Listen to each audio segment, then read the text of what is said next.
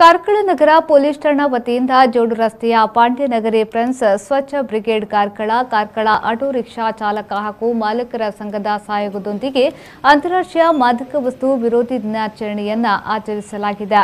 ಕಾರ್ಯಕ್ರಮದಲ್ಲಿ ಕಾರ್ಕಳ ನಗರ ಠಾಣಾ PSI Prasanna MS ಅವರು ಮಾತನಾಡಿ, ಸಮಾಜದಲ್ಲಿ ಮಾದಕ ವಸ್ತುಗಳ ಪಿಡುಗನ್ನು ತೊಲಗಿಸಿ ಸ್ವಸ್ಥ ಸಮಾಜ ನಿರ್ಮಿಸಲು ಸಾರ್ವಜನಿಕರು ನಮ್ಮೊಂದಿಗೆ ಕೈಜೋಡಿಸಬೇಕು ಎಂದು ಮನವಿಯನ್ನ ಮಾಡಿಕೊಂಡರು.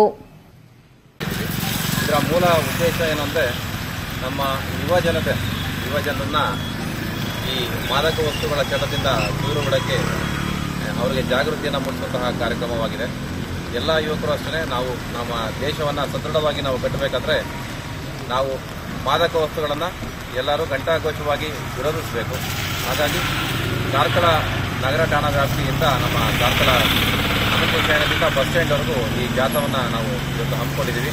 ಇದಕ್ಕೆ ನಮ್ಮ ಸ್ಥಳೀಯ ಪಾಂಡ್ಯನಗರಿ ಫ್ರೆಂಡ್ಸು, ನಮ್ಮ ಸ್ವಚ್ಛ ಕಾರ್ಕಳ ಬ್ರಿಗೇಡು, ನಮಗೆ ಅತಿ ಮುಖ್ಯವಾಗಿ ನಮ್ಮ ಆಟೋ ಚಾಲಕರು ಎಲ್ಲರೂ ಅವರು ನಮಗೆ ಭಾಳ ಮಾಹಿತಿಗಾರರಾಗಿರ್ತಾರೆ. ಯಾವುದೇ ಒಂದು ಕ್ರೈಮ್ ಆಗಿರಲಿ ಅಥವಾ ಈ ಥರ ನಾರ್ಕೋಟಿಕ್ ಡ್ರಗ್ಸ್ ಆಗಲಿ ನಮಗೆ ಹೆಚ್ಚಿನ ಮಾಹಿತಿ ನಮ್ಮ ಆಟೋ ಸ್ನೇಹಿತರಿಂದ ನಮಗೆ ಸಿಗ್ತಕ್ಕಂಥದ್ದು. ಬಂದಿರತಕ್ಕಂಥ ಎಲ್ಲರಿಗೂ ನಾನು ಇವತ್ತು ಧನ್ಯವಾದ ಹೇಳ್ತಾ ಇದ್ದೀನಿ. ಇಲ್ಲಿ ಬಂದಿರತಕ್ಕಂಥ 50 ಜನ 10 ಜನಕ್ಕೆ ಇದರ ಮಾಹಿತಿಯನ್ನು ತಿಳಿಸ್ಕೊಟ್ರೆ ಇದರಿಂದನೇ ಒಂದು 500 ಜನನ ನಾವು ವ್ಯಸನ ಮುಕ್ತದಿಂದ ನಾವು ದೂರ ಇಡ್ಬೋದು ಅಂತ ಹೇಳ್ತಾ